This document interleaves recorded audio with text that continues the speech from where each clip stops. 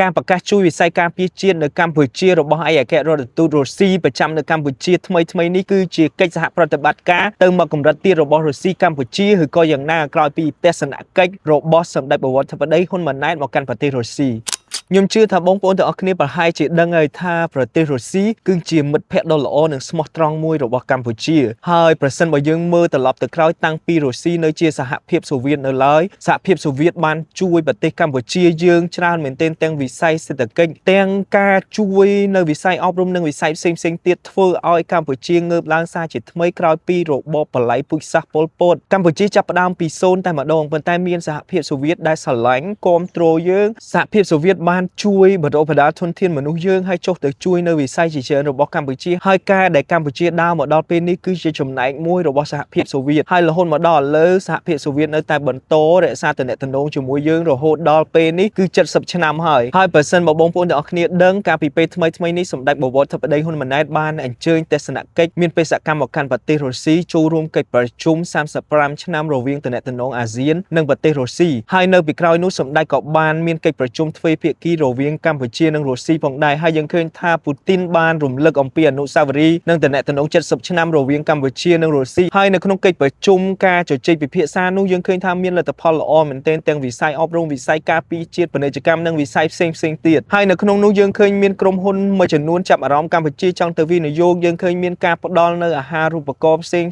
ហើយយើងឃើញមានលទ្ធផលល្អជាច្រើននៅពីក្រោយនោះហើយនៅពីក្រោយជំនួបទ្វេភាគីសម្ដេចបានមាតុភូមិនិវត្តទៅកាន់ប្រទេសកម្ពុជាវិញហើយថ្មីនេះយើងស្រាប់តែឃើញឯកអគ្គរដ្ឋទូតរុស្ស៊ីប្រចាំនៅកម្ពុជាលោកអាណាតូលីលោកបានថ្លែងថារុស្ស៊ីនឹងជួយពង្រឹងសក្តានុពលផ្នែកយោធារបស់កម្ពុជាដើម្បីការពារបូរណភាពទឹកដីអញ្ចឹងសម្រាប់ខ្ញុំផ្ទាល់ខ្ញុំគិតថានេះគឺជាជំហានល្អនៃកិច្ចសហប្រតិបត្តិការថ្មីបន្ថែមទៀតរបស់រុស្ស៊ីកម្ពុជាពីព្រោះយើងឃើញហើយនៅក្នុងប្រទេសអាស៊ានជាច្រើនក្រោយពីកិច្ចប្រជុំអត់ទាន់មានការថ្លែងណាគួរឲ្យចាប់អារម្មណ៍ប៉ុន្តែយើងឃើញឯកអគ្គរដ្ឋទូតរបស់រុស្ស៊ីបានថ្លែងអំពីកិច្ចការនេះគឺជារឿងល្អមែនទែននៃមិត្តភាពនៃចំណងទំនាក់ទំនងរវាងកម្ពុជានិងរុស្ស៊ីហើយយើងរំពឹងថាកម្ពុជានឹងអាចរីកចម្រើនបន្ថែមទៀតនៅក្នុងវិស័យនេះពីព្រោះយើងដឹងហើយថានៅក្នុងប្រទេសរុស្ស៊ីវិស័យការពារជាតិវិស័យបច្ចេកវិទ្យាទាំងអស់នឹងពិតជារីកចម្រើនខ្លាំងមែនទែនអញ្ចឹងបើសិនបើរុស្ស៊ីជួយដល់កម្ពុជា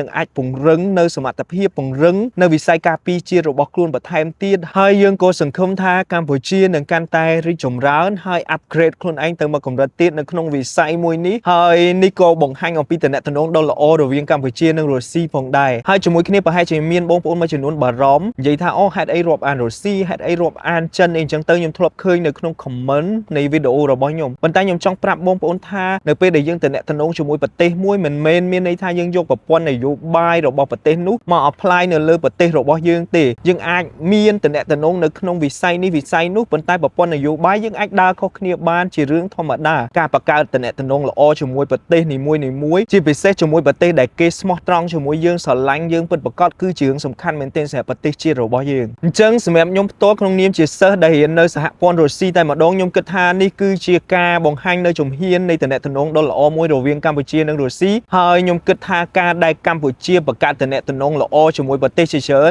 គឺជារឿងល្អមែនទែនដើម្បីទាញផលប្រយោជន៍នៃការអភិវឌ្ឍនិងទាញផលប្រយោជន៍សម្រាប់ប្រជាជននិងប្រទេសជាតិរបស់យើងអញ្ចឹងខ្ញុំចង់ឲ្យប្រជាជនរបស់យើងជាពិសេសបងប្អូនទាំងអស់គ្នាដែលមើលវីដេអូនេះឈប់គិតឈប់ដាក់ផ្លាកនយោបាយនិយាយថាអូប្រព័ន្ធនយោបាយបែបនេះអញ្ចេះអញ្ចោះអញ្ចឹងទៅអ្វីដែលសំខាន់គឺតើលទ្ធផលជាក់ស្ដែងនៃទំនាក់ទំនងនោះផ្ដល់ផលប្រយោជន៍អីឲ្យយើងហើយតើវាអាចជួយអីខ្លះសម្រាប់ប្រទេសជាតិរបស់យើងអញ្ចឹងនេះគ្រាន់តែជាការយល់ឃើញរបស់ខ្ញុំបងប្អូនទាំងអស់គ្នាយល់យ៉ាងណាអាច comment នៅខាងក្រោមវីដេអូនេះបានហើយបើសិនបើចូលចិត្តវីដេអូនេះហើយគិតថានេះគឺជារឿងល្អសម្រាប់កម្ពុជាកុំភ្លេចចែករំលែកវីដេអូនេះផងអរគុណបងប្អូនទាំងអស់គ្នាដែលទស្សនាវីដេអូរបស់ខ្ញុំអត់ទាន់ follow ខ្ញុំនៅឡើយអាច follow ម្នាក់មួយដើម្បីមើលវីដេអូថ្មីផ្សេងទៀតខ្ញុំចន្ទរិទ្ធសូមអរគុណ